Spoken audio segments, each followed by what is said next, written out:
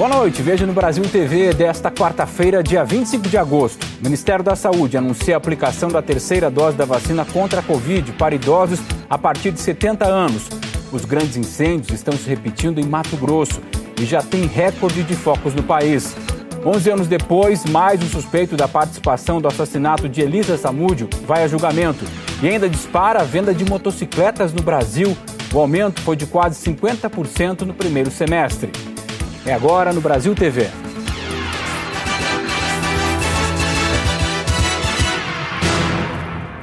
O Ministério da Saúde anunciou hoje que a dose de reforço da vacina contra a Covid será oferecida no Brasil a partir do dia 15 de setembro.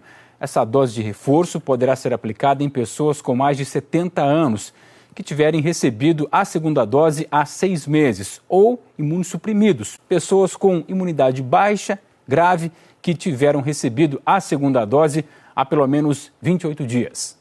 O Ministério da Saúde anunciou as novidades numa rede social. A pasta afirma que em menos de um mês, a partir da segunda quinzena de setembro, vai começar a distribuir vacinas contra a Covid para doses de reforço e que vai reduzir o intervalo entre as doses da Pfizer e da AstraZeneca de 12 para 8 semanas. O Ministério diz que, por enquanto, o reforço será para 2 grupos: os idosos com mais de 70 anos e os pacientes imunossuprimidos, como as pessoas transplantadas ou com câncer, por exemplo. Os mais velhos serão vacinados novamente 6 meses depois da segunda dose.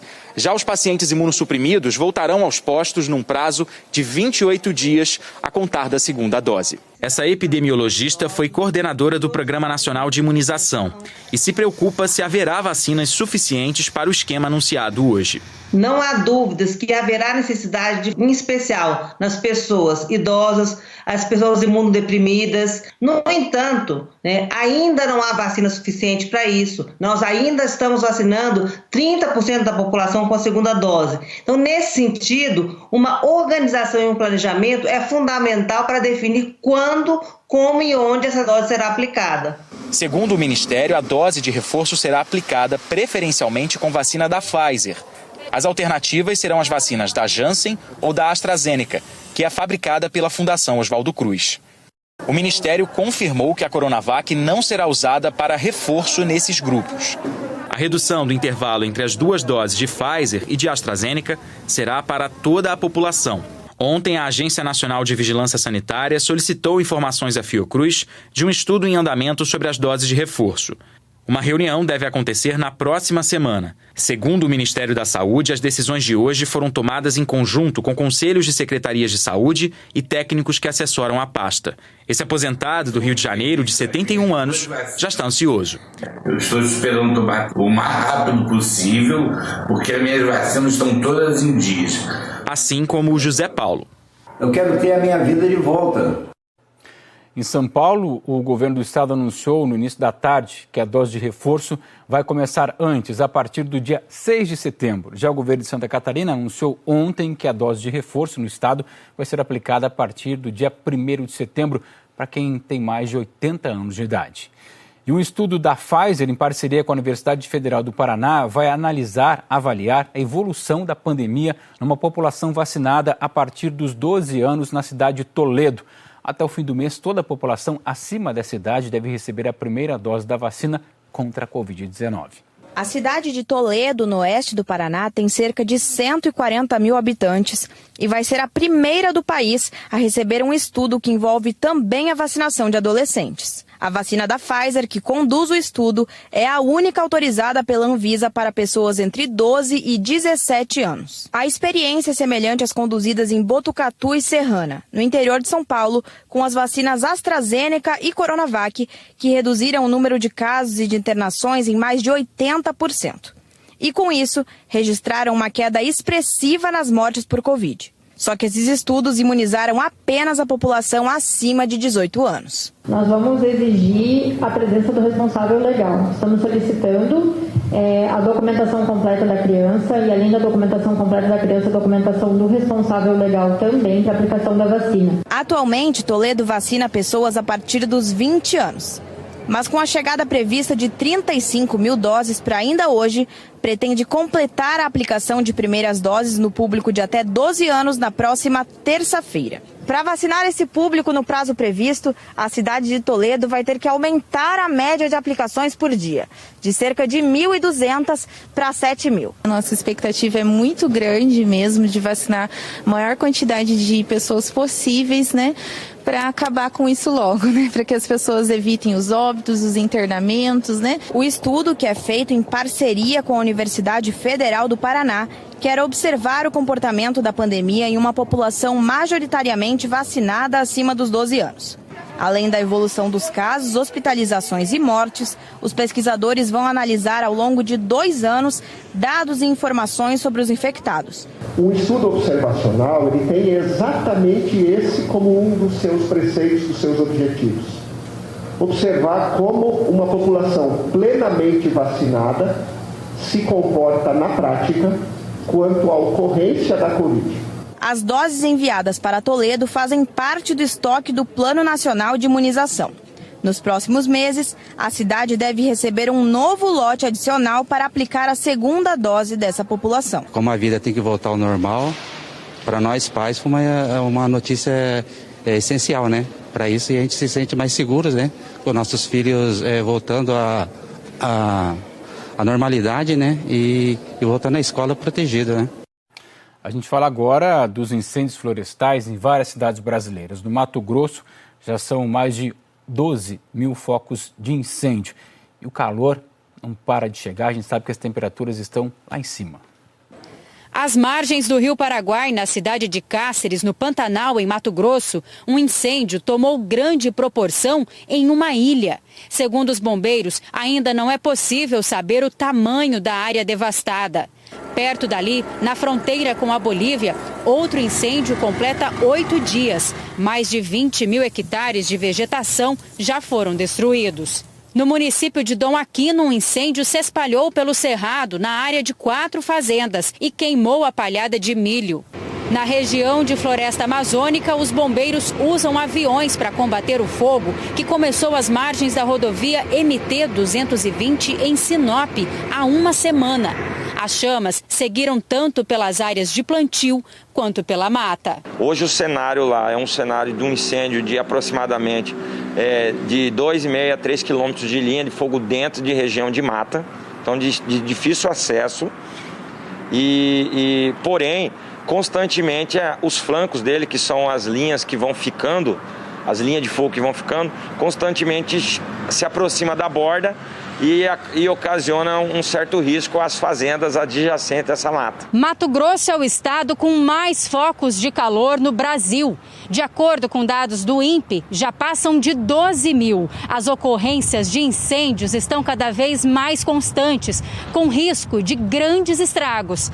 Segundo um alerta de perigo do Instituto Nacional de Meteorologia, uma onda de calor sobre o estado já dura 5 dias, com temperaturas de 5 graus acima da média. Estamos com um solo bastante seco, vegetação bastante seca, e a partir de agora, já tivemos essa semana temperaturas superiores aos 40 graus, inclusive em Cuiabá. A expectativa é que essas temperaturas acima dos 40 graus se tornem cada vez mais frequentes, o que aumenta ainda mais esse risco de formação de queimadas em todo o estado.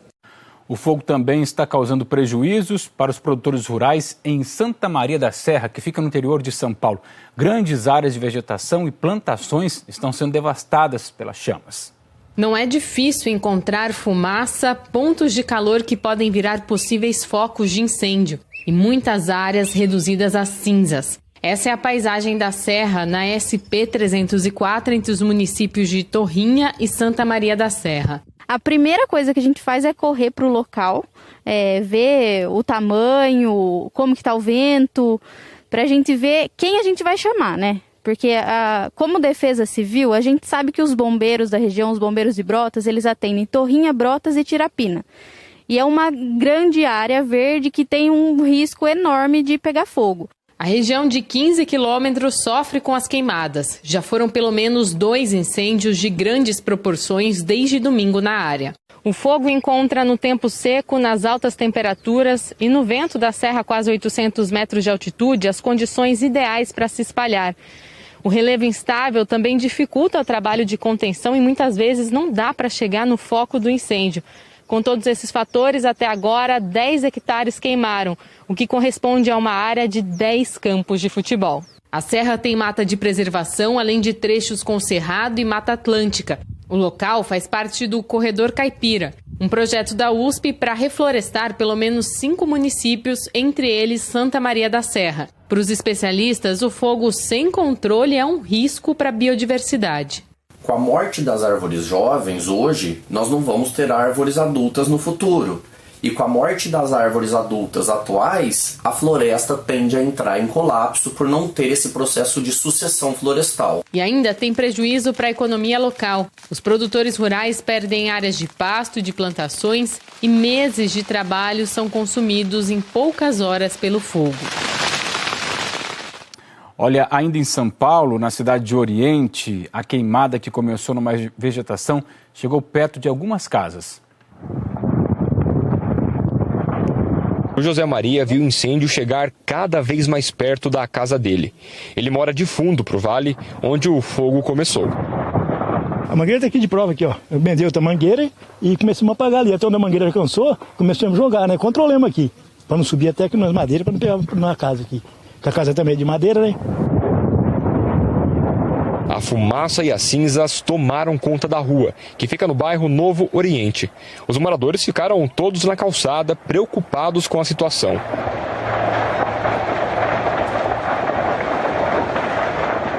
A gente está aqui no fundo de uma das casas de onde o fogo chegou bastante perto. Se a gente olhar para esse galinheiro, olha só, todo o teto dele está queimado. Por mais que o fogo esteja controlado, ainda tem muita fumaça, muita cinza, é difícil de falar, de abrir os olhos também. Isso acaba sendo um indicativo de que o fogo, por mais que ele já tenha sido controlado aqui nessa parte, ele ainda pode voltar aqui perto das residências. A gente foi chamado para vir aqui em casa que o fogo já tinha acontecido de chegar aqui na nossa casa. Deu um susto. Teve casa que chegou bem mais perto que a minha. A minha aqui ainda está longe um pouco, né? O Corpo de Bombeiros foi chamado para controlar o incêndio. Além disso, eles vistoriaram algumas casas para ver se ainda havia o risco do fogo atingir as residências. Foi preso hoje no Rio por suspeita de crime de pirâmide financeira o dono de uma empresa que prometia investir em bitcoins. Glaidson Acácio dos Santos foi preso em casa num condomínio de luxo na Barra da Tijuca, zona oeste do Rio. Os agentes da Polícia Federal, Receita e Ministério Público Federal encontraram 20 milhões de reais em espécie, além de dólar, euro, barras de ouro e carros de luxo. Glaidson é sócio da GAS Consultoria Bitcoin, uma empresa de soluções financeiras com sede em Cabo Frio, na região dos Lagos. Para os clientes, Glaidson dizia investir no ramo das criptomoedas há 9 anos. Mas esse registro do Ministério do Trabalho mostra que até 2014 ele ganhava salário de pouco mais de R$800 como garçom. Segundo os investigadores, a GAS diz investir em moedas virtuais, mas na verdade é suspeita de fazer o esquema de pirâmide financeira, oferecendo um retorno de 10% por mês sobre o valor investido. Hoje, logo depois da prisão de Glaidson, um homem ligado à empresa mandou um áudio tentando tranquilizar os consultores. O pagamento do dia 26 já está na conta, entendeu? Daqui a pouquinho o pessoal lá do financeiro já vai estar liberando esse valor e a gente vai para cima, tá? O trabalho tem que continuar e a gente vai seguir em frente. A Polícia Federal começou a investigar o esquema em abril desse ano, depois que um casal que trabalha para a GAS foi preso com mais de 7 milhões de reais. Outras 2 pessoas foram presas. Tunay Pereira, sócio da GAS, ele estava no aeroporto de Guarulhos, em São Paulo, tentando embarcar para a República Dominicana. E Arthur Leite, que estava em Cabo Frio. Glaidson Acácio dos Santos chegou aqui à sede da Polícia Federal no fim da manhã. Ele vai prestar depoimento e permanecerá preso. As investigações apontam que em um curto espaço de tempo ele movimentou mais de 2 bilhões de reais. O advogado de Glaidson negou a suspeita de pirâmide financeira. Disse que nenhum cliente questionou até hoje o pagamento de investimentos. Mas ele não soube dizer a origem dos 20 milhões apreendidos. Se pararmos para olhar dentro de um quadro social brasileiro, é óbvio que 20 milhões é uma quantia exacerbada e alta. Mas não é uma quantia em que você possa afirmar que ela é oriunda de prática criminosa. ter dinheiro, ter faturamento, ficar rico, ganhar dinheiro, ter 20 milhões em casa, isso por si só não é um crime. Nós não conseguimos contato com as defesas dos outros presos. Em nota, a empresa GAS Consultoria diz que tem total domínio operacional para atuar no mercado e que se compromete a continuar realizando todos os pagamentos em dia sem violar as cláusulas do contrato. Disse ainda que respeita o trabalho dos órgãos competentes e se coloca à disposição para prestar esclarecimentos e comprovar a licitude do capital e da metodologia operacional e que repudia todo e qualquer crime financeiro que prejudique a economia popular. Em Manaus, a polícia apreendeu 170 quilos de cocaína. Além da capital amazonense, o material também será distribuído para outras cidades brasileiras.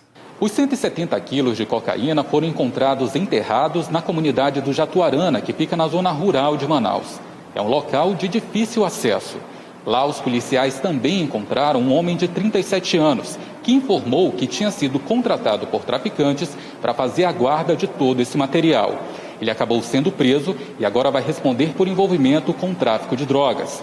O Departamento de Repressão ao Crime Organizado continua investigando esse caso, agora para descobrir quais são as outras pessoas envolvidas no transporte dos entorpecentes e também para onde esse material seria enviado. Leandro Guedes, de Manaus, para o Brasil TV. 11 anos depois do assassinato de Elisa Samúdio, o ex-policial José Laureano de Assis Filho vai a julgamento em Contagem. De acordo com a denúncia do Ministério Público, ele participou do sequestro e da execução da modelo. A Flávia Cristine acompanha do Fórum de Contagem. Também pesa aí contra Zezé a ocultação do corpo de Elisa. A morte foi em 2010, as buscas terminaram em 2014 e o corpo da modelo nunca foi encontrado. O julgamento aqui começou hoje às 10 horas da manhã, com 1 hora de atraso. Lá dentro do salão do júri está José Laureano de Assis Filho. Ele fica numa parte posterior da sala. À frente estão o promotor, advogado de defesa, o juiz e também o conselho de sentença, que é formado por 5 mulheres e 2 homens. Lembrando que Zezé, ele chegou a ter a prisão pedida em 2015, mas a defesa conseguiu um habeas corpus que deu a ele o direito de aguardar o julgamento em liberdade. Então essa é a situação dele, de acordo com o advogado, que não quis gravar entrevista, mas comentou brevemente, disse que Zezé mora em Belo Horizonte, está aguardando em liberdade e que na hora do interrogatório e também das manifestações da defesa vai ser reafirmada a tese de inocência. Esse caso já teve outros envolvidos, pessoas condenadas, dentre elas o goleiro Bruno Fernandes, em 2013. De acordo com a denúncia do Ministério Público de Minas, no dia 4 de junho de 2010, Zezé sequestrou Elisa e Bruninho, filho dela, com o goleiro Bruno Fernandes, então com 4 meses, com a ajuda de um primo do jogador. Ainda conforme a denúncia, Zezé também ajudou a manter Elisa e o bebê em cárcere privado. O ex-policial ainda teria participado da morte dela ao lado de Marcos Aparecido de Souza, o Bola. Outros réus que foram julgados pelos crimes contra Elisa Samúdio e o filho dela foram condenados. O goleiro Bruno Fernandes foi condenado a 22 anos e 3 meses. A pena foi aumentada porque o goleiro foi considerado o mandante do crime e reduzida pela confissão do jogador. Bruno saiu da cadeia em julho de 2019, após conseguir progressão para o regime semiaberto. Luiz Henrique Romão, um macarrão, braço direito de Bruno, foi sentenciado a 15 anos de prisão por homicídio qualificado. Ele foi beneficiado por uma confissão parcial do crime e há 4 anos está cumprindo a pena em regime semiaberto, como Bruno. O ex-policial Marcos Aparecido dos Santos foi condenado a 22 anos de prisão por assassinato e ocultação de cadáver. Até março de 2020, ele trabalhava durante o dia e voltava para a casa de custódia de Polícia Civil em Belo Horizonte para dormir. Mas devido à pandemia, ele foi autorizado a ir para o regime domiciliar. Helenilson da Silva e o Emerson Marques, o Coxinha, foram condenados por sequestro e cárcere privado em 2013. A pena de Helenilson foi de 3 anos em regime aberto e a de Emerson de 2 anos e meio, também em regime aberto. Fernanda Castro, que era namorada de Bruno, foi condenada em primeira instância a 3 anos de prisão, mas a pena foi substituída por prestação pecuniária e de serviços à comunidade. A previsão é de que esse julgamento dure até 2 dias. Você vai ver a seguir o apagão no Amapá. 13 das 16 cidades do estado ficaram sem energia elétrica mais uma vez. Agora, por 1 hora. Foi hoje pela manhã.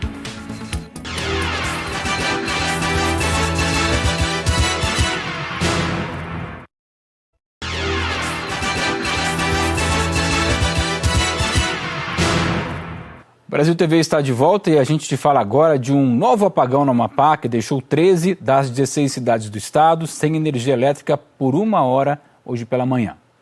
Diversos bairros de Macapá e municípios do interior do estado do Amapá registraram queda de energia simultânea às 10 horas e 10 minutos da manhã desta quarta-feira. A estimativa é que cerca de 90% da população do estado foi afetada. A energia só começou a ser retomada cerca de meia hora depois em alguns locais. A Companhia de Eletricidade do Amapá, que faz a distribuição do serviço ao estado, informou que o blackout aconteceu depois de uma falha de comunicação com o Sistema Interligado Nacional e que esses 13 municípios afetados são os mesmos que ficaram no escuro no grande apagão do ano passado, que aconteceu no mês de novembro e deixou o estado todo com limitação no fornecimento de energia por 22 dias. A concessionária Linhas de Macapá, transmissora de energia, responsável pelas linhas de transmissão para o estado, disse que não houve nenhuma ocorrência nas suas linhas de transmissão e subestações. As únicas cidades que não foram afetadas são aquelas que têm sistema isolado no fornecimento de energia. Oiapoque, que fica no extremo norte do estado, e Laranjal e Vitória do Jari, no extremo sul. A situação está sendo investigada pelo Operador Nacional do Sistema Elétrico, a ONS.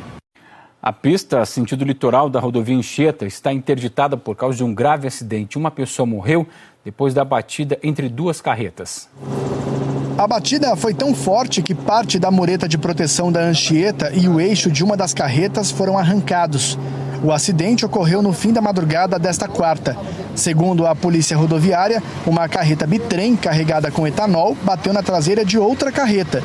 O motorista da bitrem, Benedito Soares Filho, de 54 anos, morreu no local. Ele foi arremessado para fora do veículo, ou seja, não fazia uso do cinto de segurança. Os dois veículos foram parar no meio da mata, na altura do quilômetro 36 da rodovia, sentido litoral, em São Bernardo do Campo. A carreta bitrem transportava 61 mil litros de etanol. Com a batida, um dos tanques se soltou e tombou no acostamento e parte do combustível vazou. O trabalho para limpar a rodovia se estendeu por toda a manhã. Os bombeiros usaram uma espuma com produto químico para evitar uma explosão.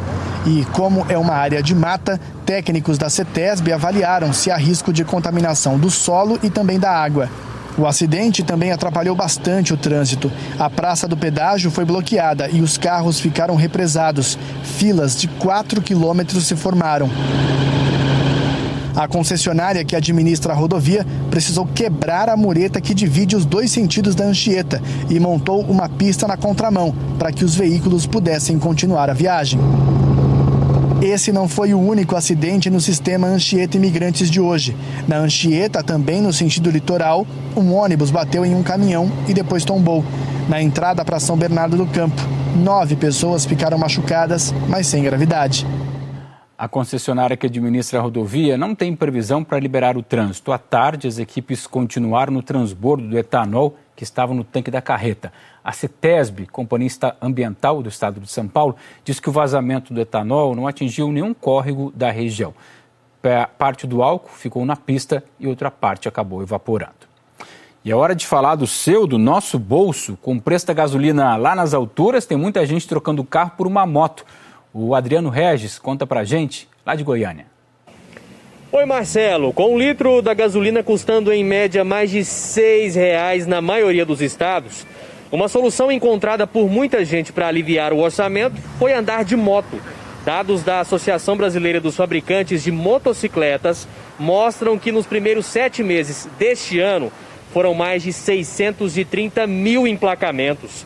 Um aumento de 45% em relação ao mesmo período do ano passado. Outros motivos que influenciaram no crescimento das vendas foram o transporte público lotado em tempos de pandemia e a busca cada vez maior por serviços de entrega. Só aqui em Goiânia, o número de moto entregadores saltou de 900 para mais de 3 mil no último ano. Voltamos ao estúdio. Deixa eu atualizar uma informação. Falamos há pouco da pista da rodovia Anchieta, só para dizer que no fim da tarde ela foi liberada nos 2 sentidos. O Brasil TV fica por aqui, te lembrando que hoje o Jornal Nacional começa um pouco mais cedo, às 7:55, horário de Brasília. Uma boa noite e até amanhã.